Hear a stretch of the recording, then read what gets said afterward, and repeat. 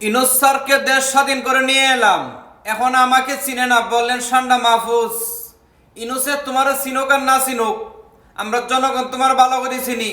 তুমি সান্ডা মাহফুজ এবং বুতল মাহফুজ। তো মেইন কথা হচ্ছে, তোমার বাবা যে টার্গেট করে ক্ষমতা দখল করছে, তোমার বাবার টার্গেট কিন্তু ফিল আপ হয়ে গেছে গা। মামলা প্রত্যাহার করলো, 666 কোটি টাকা মাফ করলো, 5 বছরের কর মাফ করলো, 25% ট্যাক্স থেকে 10% আনলো। তোমার বাবার সব কিছুই সাকসেস।